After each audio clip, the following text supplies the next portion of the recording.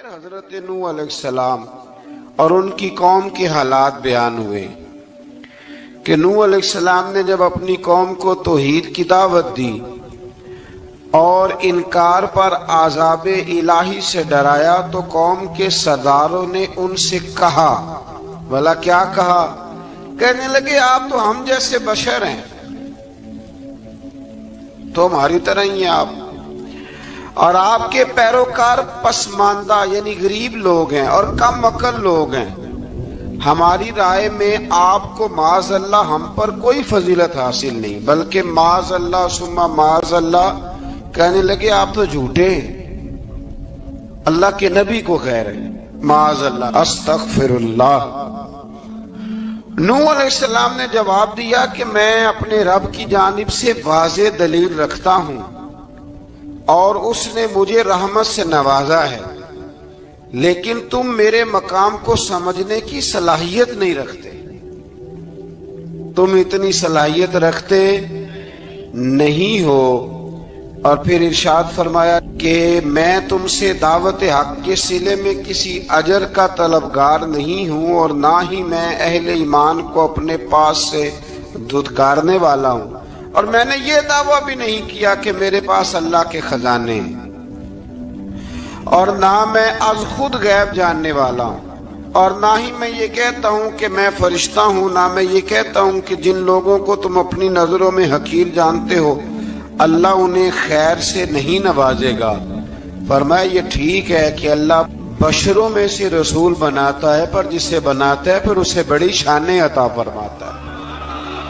پہلے دن سے انسان کا یہ مسئلہ ہے، پہلے دن سے انسان کا یہ مسئلہ ہے کہ وہ کہتا ہے میں انسان سے ہدایت حاصل کروں، لیکن رب نے بھی قانون بنایا ہے کہ اللہ تبارک و تعالی بندے پر ہی وحی فرماتا ہے۔ فرشتوں اور جنوں کو اللہ نے اس منصب کے لیے منتخب نہیں فرمایا۔ قوم نوح نے کہا کہ آپ نے ہم سے بہت بحث کی معاذ اللہ، بس جس عذاب سے آپ ہمیں ڈرا رہے ہیں وہ لے آئیے۔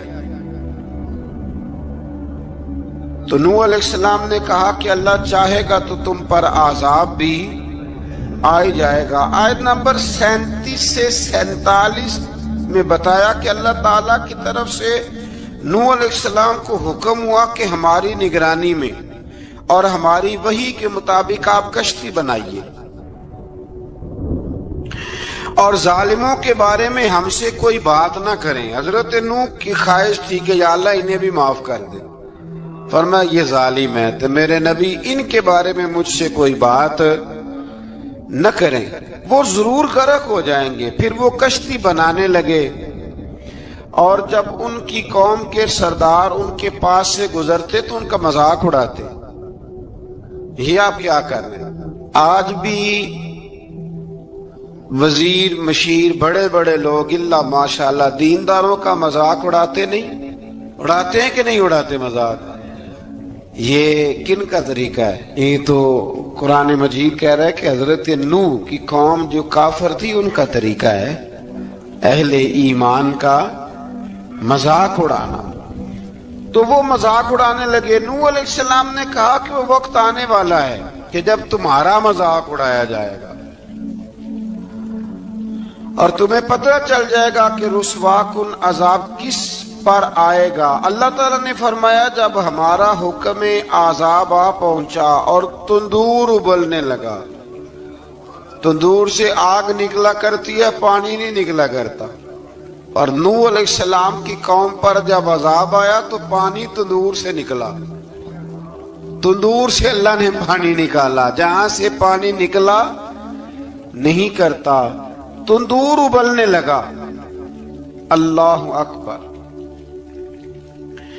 تو اللہ تبارک و تعالیٰ نے فرمایا تو ہم نے نوح علیہ السلام سے کہا کہ آپ خود اور اپنے گھر والوں کے ساتھ اس کشتی میں سوار ہو جائیں، اور اہل ایمان کو بھی سوار کر لیں، اور ہر چیز کے جوڑے یعنی نر اور مادہ کو سوار کر لیں، اور ان کے ساتھ ایمان والے بہت کم تھے۔ حضرت نوح علیہ السلام دعائیں پڑھتے ہوئے سوار ہو گئے،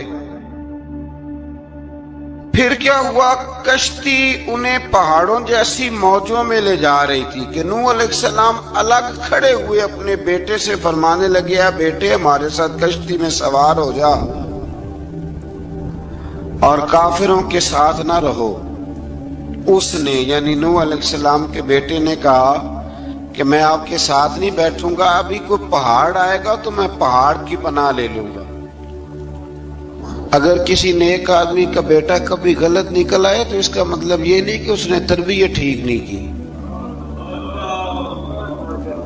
ہاں، یہ اعتراض چھوڑ دیں، اس لیے کہ نوح علیہ السلام کا بیٹا کافر ہو گیا، اور جب سیلاب نظر آیا تو اس سے کہا کہ آجا سوار ہو جا، تو کہنے لگا میں نہیں بیٹھوں گا، میں تو کسی پہاڑ کی پناہ لے لوں گا اور میں اس کے اندر چھپ جاؤں گا اور وہ پہاڑ مجھے پانی سے بچا لے گا۔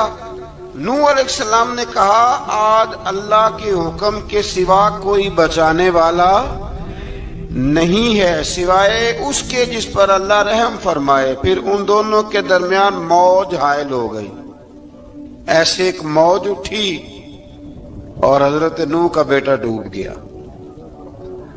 اور جب حضرت نوح کا بیٹا ڈوبا، اللہ کی طرف سے حکم ہوا اے زمین اپنا پانی نگل لے، اے آسمان تھم جا، اور پانی خشک ہو گیا۔ اللہ کا فیصلہ نافذ ہو گیا اور کشتی کوہ جودی پر ٹھہر گئی۔ نوح علیہ السلام نے اللہ سے التجا کی کہ اے میرے پروردگار، میرا بیٹا اور میرے اہل سے ہے اور تیرا وعدہ سچا ہے کہ تم میرے اہل کو بچا لے گا۔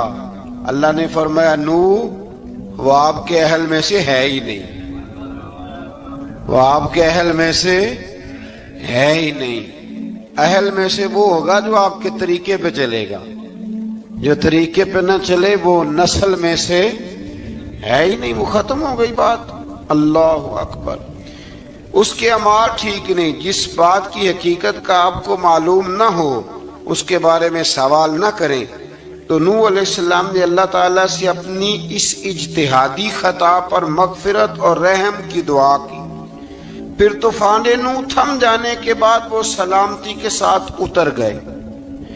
اجتہادی خطا، میں نے ایک لفظ بولا ہے، یہ اجتہادی خطا کا مطلب یہ ہے کہ بعض اوقات انبیاء سے ایسی باتیں سرزد ہو جاتی ہیں کہ جو تعلیم امت کے لیے ضروری ہوتی ہیں، تاکہ لوگوں کو پتہ چل جائے کہ اللہ کی بارگاہ میں توبہ کیسے کرنی۔ اگر وہ لوگ توبہ نہ کرتے تو ہمیں توبہ کے طریقے سمجھ میں، یعنی ان سے اجتہادی خطا ہو گئی، کہنے میں کرنے میں کوئی ایسی بات ہو گئی جو بظاہر اللہ تعالیٰ کی رضا والی، تو فوراً معافی مانگ لیتے تھے۔ لیکن اب امتی اٹھ کے کہے کہ نبی گناہ گار ہے، معاذ اللہ۔ حضرت آدم نے دعا مانگی تھی نا، ربنا ظلمنا انفسنا، اے اللہ ہم نے اپنی جانوں پر ظلم کیا۔ انہوں نے کہا تھا تو اگر کوئی بندہ حضرت آدم کو ظالم کہے گا تو کافر ہو جائے گا، تو اگر وہ کہے کہ وہ تو خود کہہ رہے ہیں، ایک بندہ اڑ جاتا ہے، کہتے ہیں جو خود کہہ رہے ربنا ظلمنا، تو خدا کے بندے وہ اللہ کے نبی ہیں، وہ رب سے کہہ رہے ہیں، وہ عاجزی کے طور پر کہہ رہے ہیں۔ کچھ لوگ اڑ جاتے، کہتے خود حضور نے کہا ہے جی انا بشر مثلکم، میں تمہاری طرح کا بشر ہوں، خود نبی پاک نے کہا ہے۔ عجیب بیوقوف بندے ہو، نبی کریم تو کہہ سکتے ہیں پر امتی اٹھ کے نہیں کہہ سکتا۔ اس نے تو کہنا ہے وہ حبیب اللہ ہے، اس نے تو کہنا ہے وہ قیامت میں شفاعت کرنے والے ہیں، امتی نے تو کہنا ہے وہ سارے نبیوں کے سردار ہیں، وہ امام الانبیاء ہیں۔ امتی وہ لفظ ادا کرے گا جو اس کے بنتے ہیں۔ اب کوئی بندہ اٹھ کے کہہ دے، دیکھے نا ایک بہت بڑا عالم تقریر کرتے ہوئے کہے جی میں تو ان پڑھ آدمی ہوں، تو اس کا شاگرد کہے کہ استاد جی قسم اٹھائے، ہاں آپ نے تقریر میں کہا نہیں میں ان پڑھ ہوں، آپ تو ان پڑھ ہے، تو یہ بات ادب ہے کہ بے ادبی ہے؟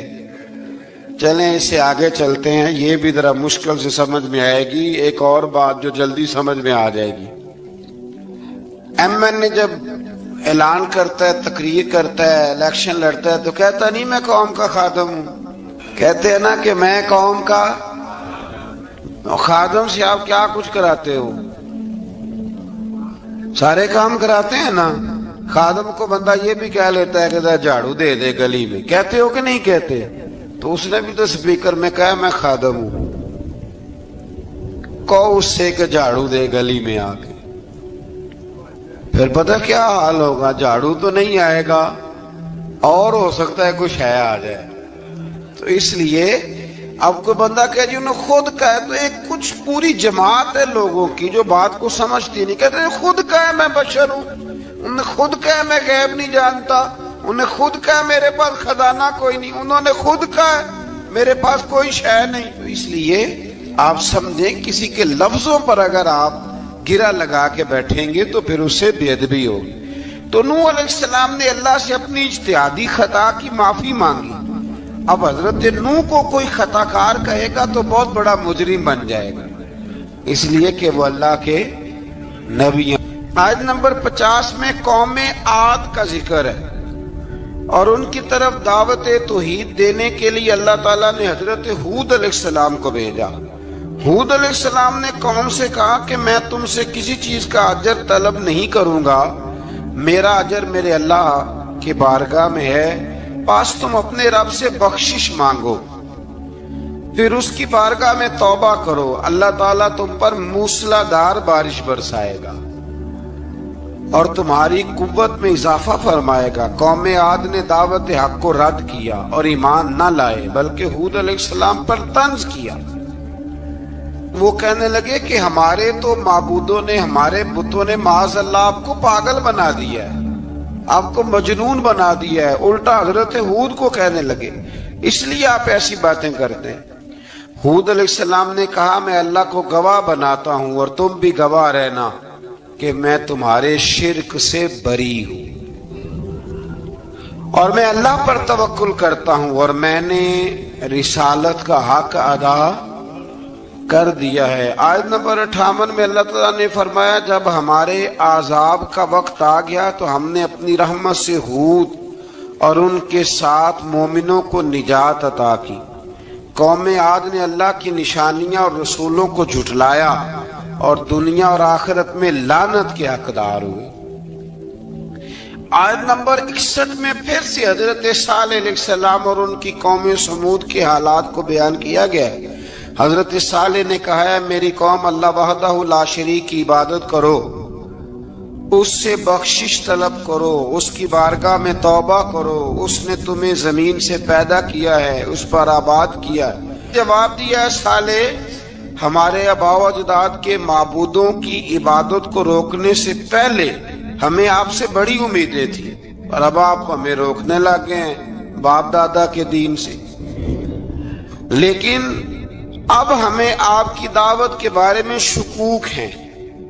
صالح علیہ السلام نے اپنی قوم سے کہا کہ یہ اللہ کی اونٹنی ہے اور یہ تمہارے لیے نشانی ہے، اسے چرنے کے لیے آزاد چھوڑ دو اور اسے تکلیف نہ دینا. اللہ اکبر، ورنہ تمہیں عذاب پہنچے گا. انہوں نے اونٹنی کی کونچیں کاٹ ڈالی. صالح علیہ السلام نے کہا تم صرف 3 دن اپنے گھروں میں مزے اٹھا لو، 3 دن، پھر اللہ کا یقینی عذاب آئے گا. پھر ایک چنگاڑ نے ان کو آ دبوچا، وہ اپنے گھروں میں گھٹنوں کے بل اوندے پڑے رہ گئے. صرف صالح علیہ السلام ان کے ساتھ اہل ایمان اس عذاب سے بچے. یہ 3 قوموں کا ذکر ہو گیا، نوح علیہ السلام کی قوم کا بھی، ہود علیہ السلام کی قوم کا بھی اور حضرت صالح علیہ. آگے اللہ تبارک و تعالیٰ نے آیت نمبر 69 میں اس بات کا بیان فرمایا کہ حضرت ابراہیم علیہ السلام کے پاس فرشتے بشری شکل میں آئے، انسانی شکل. انہوں نے اجنبی مہمانوں کے لیے بچڑے کا بھونا ہوا گوشت تیار کرایا. اب یقین کریں کچھ باتیں لوگ ایسی بیان کرتے ہیں کہ جن کو نہ سن کے بندے کا دل کرتا ہے کہ اس بندے کو بتائیں کہ یار یہاں تو دین سارا پاڑ. ایک صاحب مجھے کہنے لگے جی میں ایک پیر صاحب کے پاس گیا تھا تو بڑی مرغن غذائیں تھیں، انہوں نے میری بڑی خدمت کی پر مجھے نہیں اچھا لگا، پیروں کو چاہیے سادی روٹی رکھیں. میں کہ پیراں واسطے لسٹ بنا خاں انہوں نے کس طرح نہ ہونا چاہیے. یہ بہت بڑی مصیبت ہے. اگر آپ سادہ کھانا کھلا دیں تب بھی اعتراض ہے، اچھا کھلا دیں کہتے رولا ہے، کوئی پیر چوکھے مالدار، دونوں طرف سے مسئلہ۔ تو کہنے لگا جی نہیں، پیروں کا کیا کام ہے، وہ کڑائیاں اور وہ سارے۔ تو پھر میں نے انہیں کہا کہ آپ اس طرح کریں، گھر جا کے نا تو 12ویں سپارے کی تلاوت کریں۔ حضرت ابراہیم نے اپنے مہمانوں کے لیے بھونا ہوا کھانا تیار فرمایا تھا۔ تو آپ کیا کہیں گے کہ حضرت ابراہیم درویش نہیں تھے؟ عجیب بات ہے بھائی، آپ ہر بات میں اڑ جاتے ہیں۔ دین ہم نے وہ لینا ہے جو اللہ کا قرآن ہمیں دیتا ہے اور رسول اللہ کی حدیث ہمیں دیتی ہے۔ جب انہوں نے دیکھا کہ مہمان کھانے کی طرف ہاتھ نہیں بڑھا رہے تو ان کو ڈر محسوس ہوا، حضرت ابراہیم کو۔ فرشتوں نے کہا کہ ہمیں قوم لوط علیہ السلام کے عذاب کے لیے بھیجا گیا ہے۔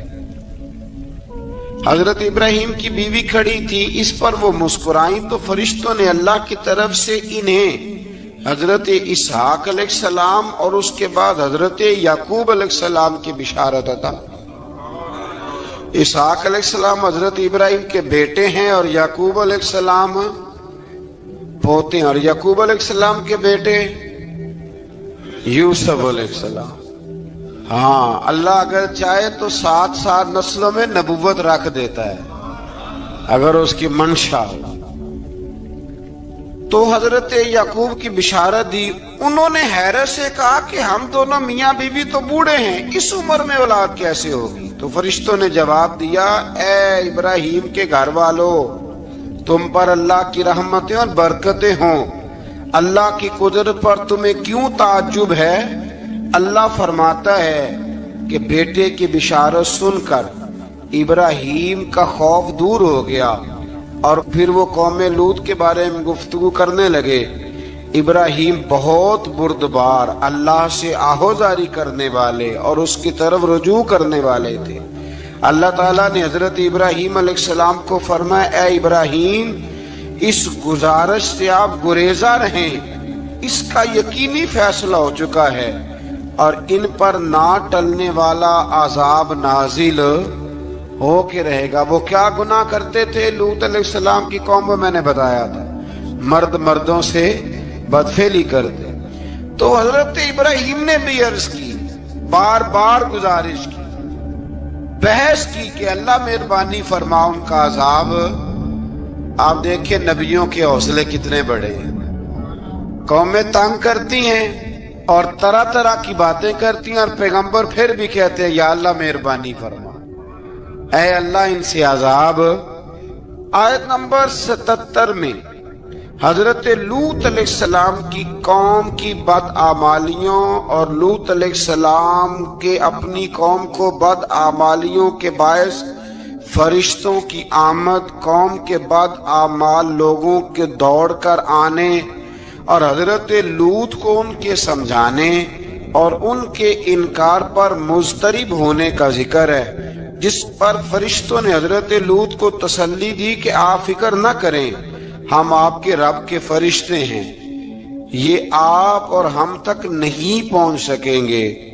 آپ رات کے آخری حصے میں قوم کی طرف توجہ کیے بغیر ہجرت فرما لیں، اس لیے کہ صبح کے وقت ان پر عذاب آئے گا۔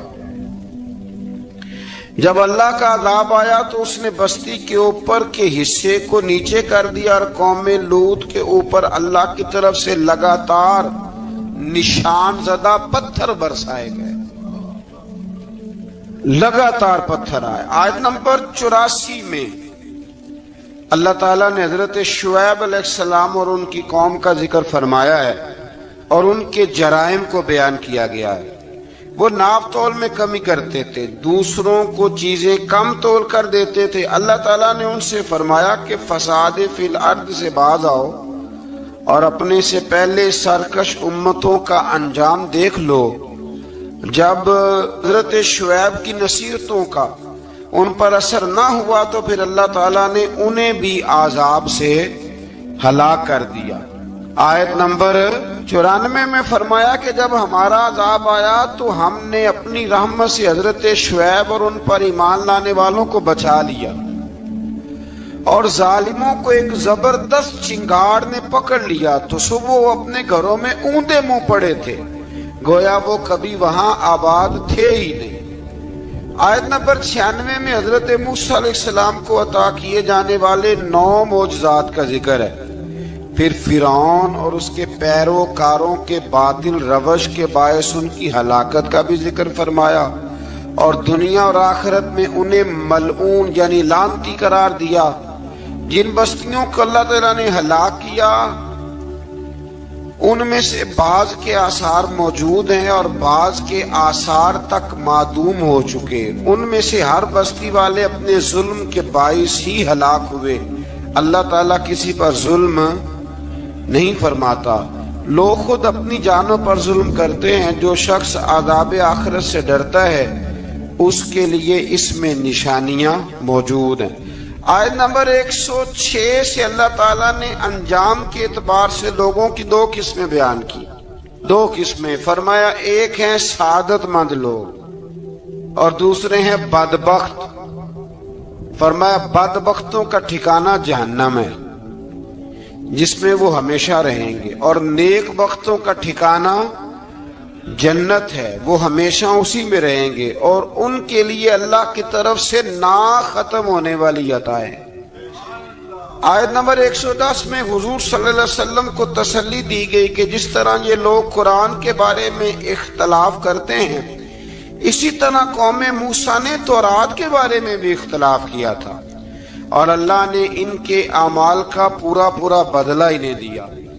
آیت نمبر 112 سے سرکشی کو چھوڑ کر احکامات دین پر استقامت اختیار کرنے اور ظالموں کے ساتھ میل جول رکھنے سے بچنے کا حکم دیا گیا ہے، اور فرمایا کہ ظالموں سے میل جول کا انجام دوزخ کی آگ ہے۔ ہم لوگ نہ شکوہ کرتے ہیں، کسی حکومت کو بنے ہوئے 6 مہینے گزرتے ہیں تو شکوہ شروع ہو جاتا ہے، حالانکہ وہ خود تو نہیں نہ بنتے، ان کو کوئی بنانے والا ہے۔ تو ظالم کا جو مددگار ہوتا ہے وہ بھی ظالم ہوتا ہے، اس لیے احتیاط کریں۔ اور یہ صرف سیاستدانوں کی بات نہیں، دنیا کے ہر معاملے میں آپ غور کریں کہ آپ کسی ظالم کے مددگار تو نہیں۔ اللہ تعالی ہمیں حق پر استقامت عطا فرمائے۔ آیت نمبر 114 میں دن کے دونوں طرفوں میں اور ابتدائی رات کے کچھ حصے میں اللہ تعالیٰ نے نماز قائم کرنے کا حکم دیا ہے۔ رات کے کچھ حصے میں بھی نماز پڑھنی چاہیے، اور یہ بھی بتایا کہ بے شک نیکیاں گناہوں کو مٹا دیتی ہیں، اور یہ نصیحت قبول کرنے والوں کے لیے نصیحت ہے۔ آیت نمبر 120 میں اللہ تعالیٰ نے فرمایا کہ ہم آپ صلی اللہ علیہ وسلم کو رسولوں کی تمام خبریں آپ کے دل کی تسکین اور تقویت کے لیے بیان کرتے ہیں، اور ان میں مومنوں کے لیے نصیحت اور عبرت ہے کہ ان ساری باتوں سے عبرت پکڑ لو۔ بچہ صرف وہی جو اللہ کے نبیوں کے طریقے پہ چلا اور نبیوں کے ساتھ رہا، باقی بچ سکے نہیں۔ اللہ تعالیٰ کی طرف سے توحید و رسالت اور وقوع قیامت کے دلائل بھی ہیں۔ آیت نمبر 123 میں فرمایا کہ آسمانوں اور زمینوں میں سب غیب اللہ ہی کے ساتھ مختص ہیں، اور ہر کام اسی کی طرف لوٹایا جاتا ہے۔ آپ اسی کی عبادت کیجئے، اسی پر توکل کیجئے، اور آپ کا رب لوگوں کے اعمال سے غافل نہیں ہے۔ اسی بارے میں نا آگے سورۃ یوسف شروع ہو رہی ہے۔ اس کو اللہ تعالیٰ نے کہا ہے کہ یہ بڑا پیارا قصہ ہے، احسن القصص کا، قصوں میں سونا قصہ۔ تو یہ کچھ 12ویں پارے میں اور کچھ 13ویں پارے میں ہے۔ میں نے یہ ارادہ کیا ہے کہ یہ ایک ہی دن پوری بیان کی جائے۔ قوم سبت کا ذکر فرمایا اللہ نے۔ ہفتے والے دن کچھ لوگ نافرمانی کرتے ہیں۔ ہمارے بھی ہیلے بہانے ہیں نا آج کل کاروبار میں۔ تو اسی سپارے کی آیت نمبر 65 کے اندر اللہ تعالیٰ نے حضرت داؤد کی قوم کا ذکر کیا کہ اللہ نے انہیں حکم دیا تھا کہ ہفتے والے دن مچھلیاں نہیں پکڑنی، تو وہ کہتے تھے چلو ہاتھ لگا کے نہیں پکڑنی، ہاتھ لگا کے. وہ ہمارے لوگ ہیلے بہانے تلاش کر لیتے ہیں نا. وہ بڑے جناب انشورنس والا آ گیا، اب وہ بینک والا آ گیا، اب وہ فلانے صاحب آ گئے. وہ تو روڑ مروڑ کے کہانیاں باتیں، اور پھر ہمیں بھی رستے مل جاتے ہیں بچنے کے. مفتی صاحب نے کہہ دیا تھا، ایک مولانا سے میں نے ان کو کہا ہفتے والے دن مچھلیاں نہیں پکڑنے کا، نہیں پکڑتے، چھوٹے چھوٹے حوض بنا لیے تو مچھلیاں زیادہ آتی تھی اس دن. یہ بھی اللہ کی قدرت تھی. نماز کے وقت گاہک زیادہ آتے ہیں، یہ اس کی قدرت ہوتی ہے. تو وہ مچھلیاں حوض میں جمع ہو جاتی ہیں. یوں سمجھ لیں کہ جال انہوں نے لگا لیے ہوئے تھے، تو جال میں وہ پھنستی رہتی تھی، حوضوں میں آتی رہتی تھی. ہفتے کو نہیں پکڑتے تھے، اتوار کو پکڑ لیتے تھے. تو پھر اللہ نے انہیں سزا دی. فرمایا تماشے کرتے ہو اللہ کے حکم کے ساتھ. کیا سزا دی؟ فَقُلْنَا لَهُمْ كُونُوا قِرَادَةً خَاسِئِينَ. فرمایا بندر بن جاؤ دھتکارے ہوئے. جو رزق حرام طریقے سے کماتے تھے رب انہیں بندر بنا دیتا تھا. ابھی بھی میں نے دیکھے ہیں بڑے بڑے تاجر پاگلوں جیسی زندگی گزار رہے ہیں. نفسیاتی طور پہ سکون نہیں ہے، کروڑوں روپیہ پڑا ہے. کیوں؟ اس لیے کہ رب کے بتائے ہوئے طریقے کے مطابق تجارت نہیں کرتے. آگے ایک اور دلچسپ بات آ گئی. بنی اسرائیل کے اندر نا ایک شخص نے اپنے چچا کو قتل کر دیا جائیداد کے لیے. یہ دیکھیں کب سے لوگ جائیداد کے لیے قتل کرتے آ رہے ہیں. چچا کو قتل کر دیا، اور قتل کر کے حضرت موسیٰ علیہ السلام کے پاس آئے کہ میرے چچا کو کسی نے قتل کر دیا ہے، تو بتائیں کیا کرنا ہے. تو آپ نے فرمایا کہ گائے ذبح کرو اور اس کا ایک ٹکڑا مقتول کو مارو، مرنے والے کو. وہ خود اٹھ کے بتا دے گا مجھے کس نے قتل کیا ہے. اب ارادہ نہیں تھا گائے ذبح کرنے کا تو بہانے کرنے لگے. ارادہ نہیں نہ ہوتا تو پھر کیا ہوتے ہیں؟ کہنے لگے گائے کس طرح کی ہو، بوڑھی ہو کہ بچی ہو، رنگ کیسا ہو، جوان ہو کہ چھوٹی ہو، حال میں ایک دفعہ چلنا سیکھ گئی ہو یا ابھی نہ سیکھی ہو. تو بتاتے گئے تو رب بھی شرطیں بیان کرتا گیا. گہرے زرد رنگ کی ہو، حال کے اندر اسے نہ چلایا گیا ہو، پانی نہ نکالا گیا ہو، نہ بچی ہو نہ جوان ہو، اس کے درمیان ہو. یہ ساری شرطیں کہاں پائی جاتی تھیں؟ حضرت موسیٰ علیہ السلام کی قوم کا ہی ایک شخص تھا جو اللہ کا ولی تھا. وہ جب انتقال کرنے لگا نا، اللہ اکبر، دیکھو رب ولیوں کی اولادوں پر بھی کتنا فضل فرماتا ہے. وہ جب انتقال کرنے لگا تو ایک اس کے پاس چھوٹی سی بچیا تھی، گائے کی بچی. اس نے جنگل میں چھوڑ دی. کہنے لگا یا اللہ میں تیرے نام پہ چھوڑتا ہوں، میرا بچہ جوان ہو جائے تو اسے دے دینا، اور تو سرمایہ ہی کوئی نہیں. بچہ بڑا ہوا تو بچہ بھی بڑا نیک تھا، اپنی ماں کا بڑا فرما بردار تھا. اس کی ماں نے کہا بیٹا تیرے باپ نے ایک گائے چھوڑی تھی. تو بچہ جنگل میں گیا اور جا کے کہنے لگا اے اللہ میری گائے مجھ سے ملا دے. تو رب کریم نے وہ گائے واپس کر دی. وہ گائے گھر لے آیا. اب وہ کہنے لگا اماں بیچ دوں. تو اماں کہنے لگی بیٹا میرے پوچھے بغیر نہ بیچنا. کئی دفعہ گاہک لگے پر اس نے کہا جب تک میری اماں نہ کہے گی میں بیچوں گا. ادھر بنی اسرائیل والے شرطیں جتنی گائے کے بارے میں پوچھ چکے تھے وہ ساری اسی گائے میں پائی جاتی تھی. تو یہ ڈھونڈتے ڈھونڈتے وہاں پہنچ گئے. تو کہنے لگے گائے چاہیے. تو اس نے کہا بھی تمہاری مرضی سے نہیں، قیمت میری مرضی کی. ایک مفسر نے تو یہاں تک لکھا ہے کہ اس نے کہا گائے ذبح کر کے نا تو جتنا گائے کے اندر گوشت ہوگا نا اتنا ہی کھال کے اندر تم مجھے مال بھر کے دو گے، اتنے سکے بھر کے دو گے، اتنی اشرفیاں بھر کے دو گے تو پھر تمہیں گائے دوں گا. تو پھر یہ گائے انہیں ملی اور یہ گائے لے کر کے آئے. زیادہ سوالات نہ کرتے تو زیادہ الجھتے نہ. ہم بھی دین کے معاملے میں بڑے سوال جواب کرتے ہیں. اتنا سوال کریں جتنی اس کی ضرورت ہے. ان لوگوں نے سوالات زیادہ کیے تو پھر الجھ زیادہ گئے.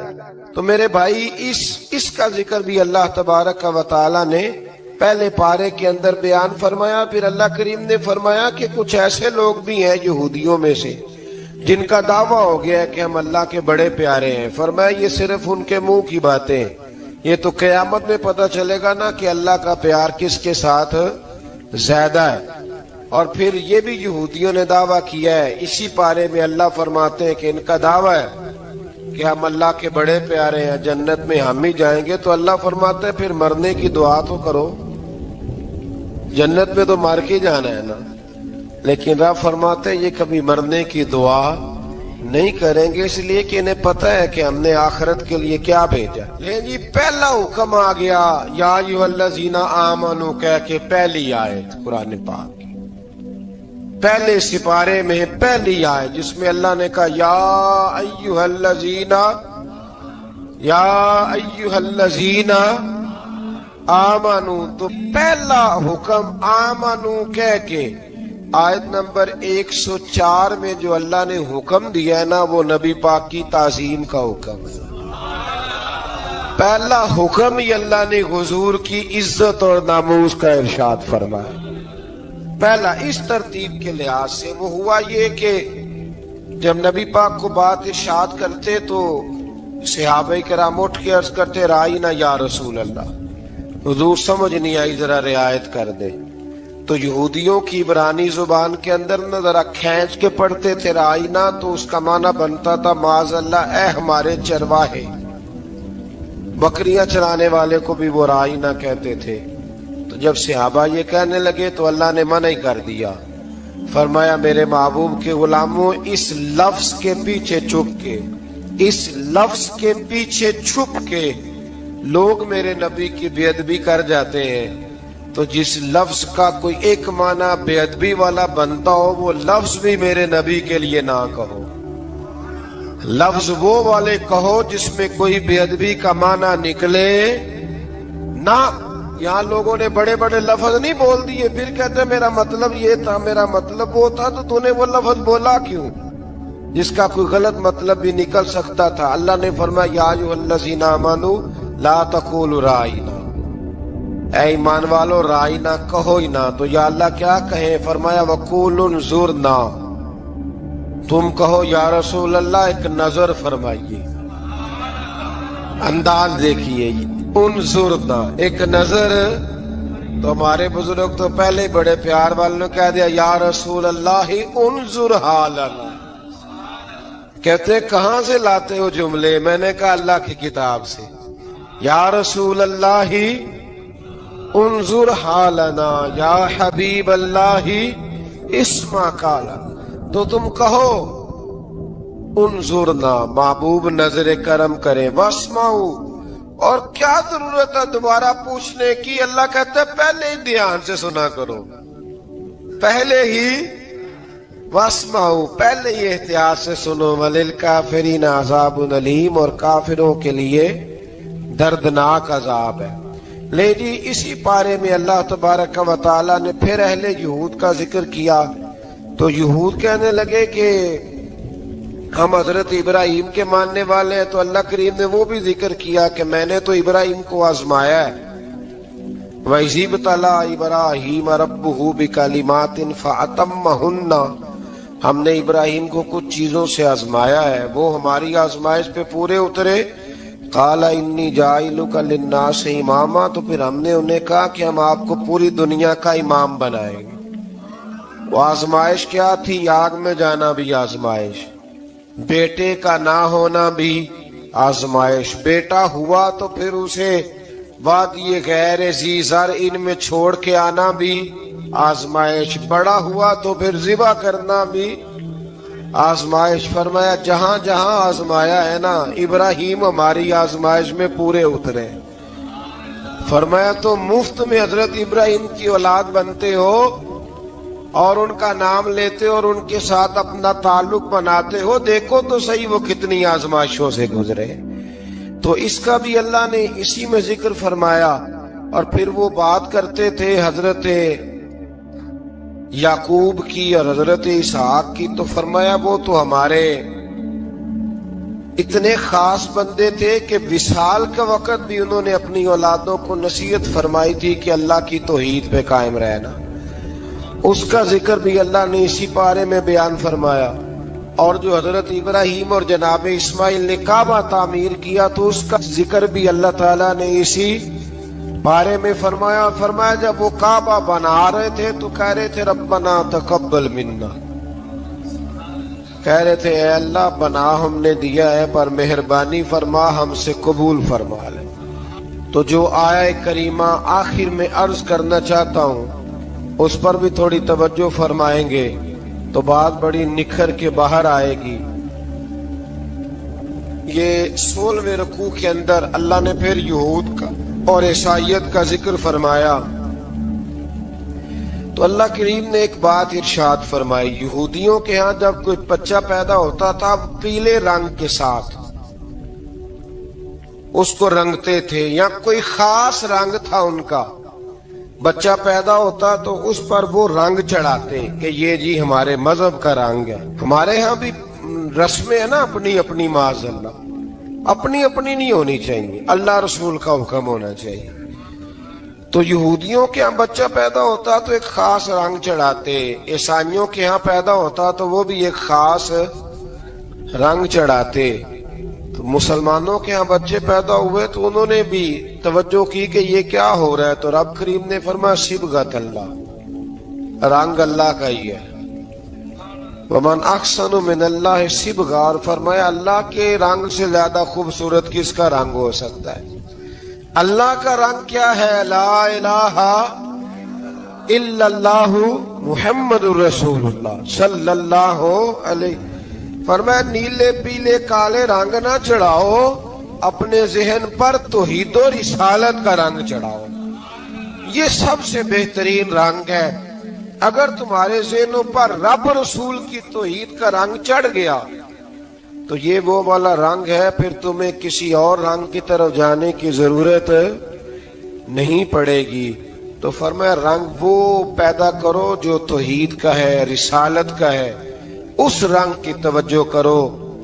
कुरान मजीद के इस पारे में अल्लाह करीम ने मुख्तलिफ बातें बयान करके आखिरी रुकू में ये जो रंग का जिक्र फरमाया ना, तो ये लगता है पूरे पारे का खुलासा है कि रब करीम ने फरमाया असल बात यह है कि तुम्हारी सोचों पे रब रसूल की तौहीद और रिसालत का रंग होना चाहिए।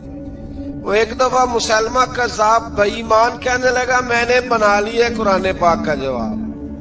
माज़अल्लाह, जवाब क्या बनाया?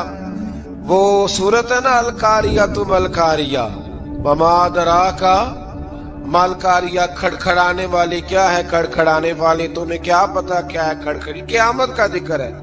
कहने लगा मैंने इसकी ऐसी सूरत बना लिया। तो क्या बनाया? अलफील मलफील वमा दराका मलफील। कहने लगा हाथी, तुम्हें क्या पता क्या हाथी, तुम क्या जानो क्या हाथी। तो पास जो उसके अपने बैठे थे ना चेले, वो कहने लगे चुप कर जा, सारे जमाने को बता हाथी क्या होता है। तो पागल है, उसके दो कान होते हैं, एक सूंड होती है, चार उसके पैर होते हैं। बेवकूफ आदमी, कुरान का मुकाबला करना है तो कुछ चाज के साथ कर, पागलों की तरह मुकाबला करेगा, जूते खाएगा भी, हमें भी पढ़वाएगा।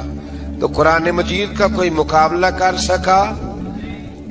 तो इस आया मुबारका में अल्लाह ने काफिरों को ये कहा अगर मुकाबला नहीं कर सकते तो फिर अल्लाह से डरो, वरना दोज़ख में डाले जाओगे। वो जिसका ईंधन आदमी और पत्थर है और बनाई भी काफिरों के लिए गई है। उइद्दत लिल काफिरीन, जहन्नम किसके लिए बनाई गई है? काफिरों और मुनाफिकों के लिए। मुसलमानों के लिए बनाई गई।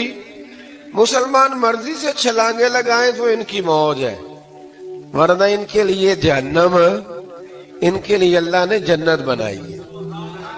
और ये बात करते ही रब करीम ने फरमाया ऐ महबूब अलैहिस्सलातु वस्सलाम, मोमिनों को खुशखबरी दे दे कि अल्लाह ने उनके लिए जन्नत बनाई है, उसमें बागात हैं, उन्हें रिस्क दिया जाएगा खाने के लिए, और उसमें उन्हें पाकीज़ा बीवियां दी जाएंगी।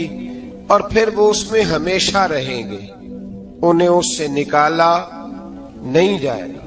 آگے جو آیات کریمہ ہے نا، اس کے اندر اللہ تبارک و تعالی نے فرمایا ہے کہ اللہ حیا نہیں کرتا سمجھانے کے لیے مچھر کی مثال بھی دینی پڑے۔ فرمایا قرآن سے کچھ لوگ ہدایت حاصل کرتے ہیں اور کچھ گمراہ ہو جاتے ہیں۔ جب لوگ اپنی مرضی کی تشریحات چاہتے ہیں تو گمراہ ہوتے ہیں، اور جب قرآن کو رسول اللہ صلی اللہ علیہ وسلم اور امت مسلمہ کی تشریحات کی روشنی میں سمجھتے ہیں تو پھر اللہ ہدایت عطا فرماتا ہے۔ پھر اللہ تبارک و تعالی نے آگے ارشاد فرمایا حضرت آدم کی پیدائش کا واقعہ۔ کچھ مفسرین نے لکھا اللہ نے مشورہ کیا تھا فرشتوں سے، وَإِذْ قَالَ رَبُّكَ لِلْمَلَائِكَةِ إِنِّي جَاعِلٌ فِي الْأَرْضِ خَلِيفَةً، لیکن کچھ مفسرین کہتے ہیں کہ اللہ کو ضرورت نہیں فرشتوں سے مشورہ کرنے کی، اللہ نے فرشتوں سے مشورہ نہیں کیا، بلکہ رب نے انہیں آگاہ فرمایا تھا کہ میں لگا ہوں زمین پہ اپنا نائب بنانے، میں خلافت دینے لگا ہوں زمین پہ۔ اب یہ تو دینے والی کی مرضی ہے نا اس نے کس کو دینی ہے، یہ تو دینے والے کی مرضی ہے نا اس نے۔ تو کچھ لوگ کہتے ہیں کہ دینے والے سے زیادہ ہمیں پتہ ہے، تو فرشتوں کو بھی یہ اجتہادی خطا ہو گئی، کہنے لگے یا اللہ اسے نہ بنانا، یہ فساد کرے گا، یہ خون ریزیاں کرے گا۔ تو اللہ نے فرمایا جو میں جانتا ہوں وہ تم، اللہ اکبر۔ امام راضی فرماتے جب رمضان آتا ہے تو اللہ فرشتوں سے کہتا ہے ذرا یہ کھول کے دروازے دیکھو نا یہ زمین پہ کیا کر رہے ہیں، تم تو کہتے تھے فساد کریں گے اور یہ سارے تراویحیں پڑھ رہے ہیں، تم تو گویا کہتے تھے فساد کریں گے اور یہ تو دیکھو گویا رمضان کے روزے رکھ رہے، یہ تو میری یاد میں نکلے ہوئے۔ تم کچھ کہتے تھے اور دیکھو میں نے تمہیں کہا تھا نا جو میں جانتا ہوں وہ تم۔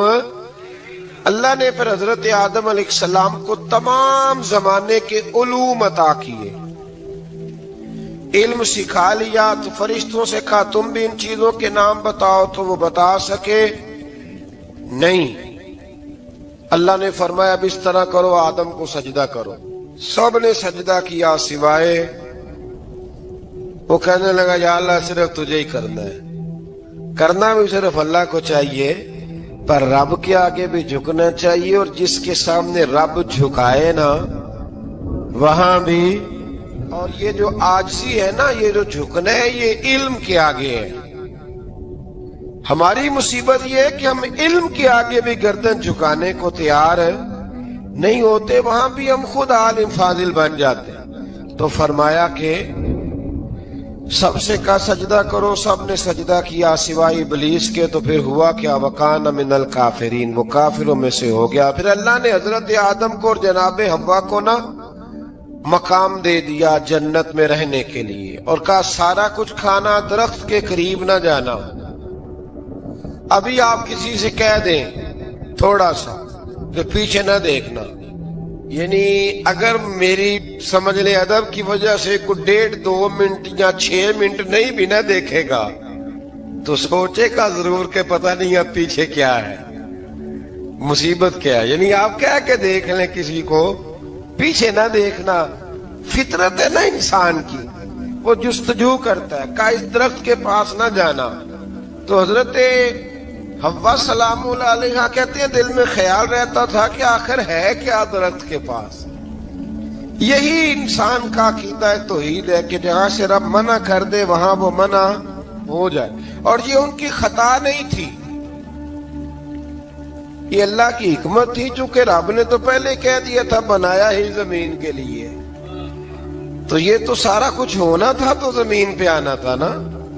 تو حضرت حوا اور جناب آدم کے پاس شیطان آیا، اب اس کو نکال تو دیا تھا پر ابھی اس کا جنت میں آنا جانا بند نہیں ہوا تھا، یہ بھی اللہ کی حکمت تھی۔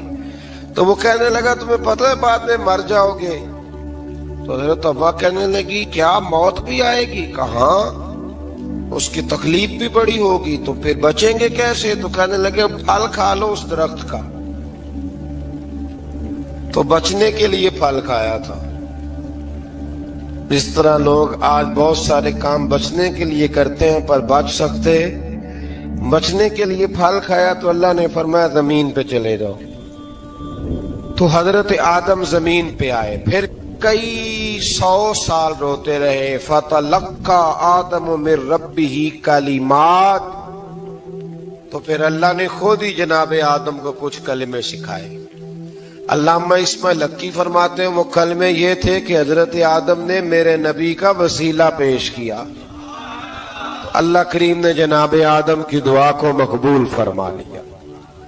پھر آگے بنی اسرائیل کا ذکر آ جاتا ہے، اللہ تعالیٰ نے بنی اسرائیل، آج آپ اسی قوم کو یہودی کہتے ہیں، ان کو اللہ نے اس زمانے میں فضیلت عطا کی تھی بہت زیادہ۔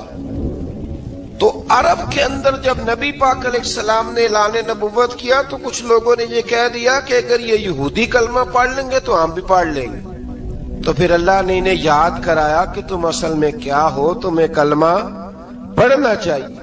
تو اہل یہود کا تذکرہ کرتے کرتے رب کریم نے ایک بات یہ بھی ارشاد فرمائی کہ تم لوگوں کو تو کہتے رہے ہو کہ وہ نبی آنے والے ہیں، وہ نبی آنے والے ہیں، اور جب آ گئے ہیں تو ماننے کو تیار نہیں ہو، تو فرمایا تأمرون الناس بالبر وتنسون انفسکم وانتم تتلون الکتاب، لوگوں کو بھلائی کا حکم دیتے ہو اور اپنے آپ کو بھول جاتے ہو، افلا تعقلون، تمہیں عقل نہیں؟ پھر اللہ نے انہیں یہ بھی یاد کرایا کہ یاد کرو وہ زمانہ کہ جب فرعون نے خواب دیکھ لیا تھا کہ کوئی بچہ اس کی سلطنت کو تباہ کرے گا، تو پھر اس نے تمہارے بچوں کو ذبح کرانا شروع کیا اور تمہاری بیٹیوں کو چھوڑتا تھا۔ فرمایا یہ بھی تو تم نے دیکھا، میں نے تمہیں پھر تم سے کہا جہاد کرو قوم عمالقہ کے خلاف، تو مقام طیہ میں جا کے یہ لوگ کہنے لگے ہم سے جہاد نہیں ہوتا، اللہ نے انہیں ایک میدان میں قید کر دیا۔ بڑی دلچسپ بات، قید تو لوگ ہوتے ہیں نا چار دیواری میں، تو اللہ نے بنی اسرائیل والوں کو جب انہوں نے کہا ہم جہاد نہیں کریں گے تو اللہ نے میدان میں قید کر دیا۔ میدان میں، یہ یاد رکھیں، جب انسان اللہ کی نافرمانی کرتا ہے تو اسے ایسی قید ملتی ہے جس کا اس نے تصور بھی نہیں کیا ہوتا۔ ایک میدان ہے مقام طیہ، قید ہو گئے، سارا دن سفر کرتے تھے، سارا دن، تو رات کو تھک کے سوتے تھے، صبح اٹھتے تھے نا جب، تو وہیں ہوتے تھے جہاں کل صبح چلے تھے۔ تو رب جب کسی کو قیدی بناتا ہے تو اسے زنجیروں کی، سلاخوں کی ضرورت، دعا فرمائے اللہ تبارک و تعالی غموں سے نجات عطا فرمائے، یہ دعا فرمائے، ایسی قید دیتا ہے کہ جس سے پھر چھٹکارا ہو سکتا۔ تو بنی اسرائیل کا بہت زیادہ تذکرہ اس بارے میں اللہ تبارک و تعالی نے پھر بیان کیا، اور پھر کہا کہ انہیں جو حکم دیا جاتا تھا یہ اس کی سرتابی کرتے تھے، پھر اللہ نے ان پر ذلت نازل کر دی اور یہ ہمیشہ اس کا شکار ہے۔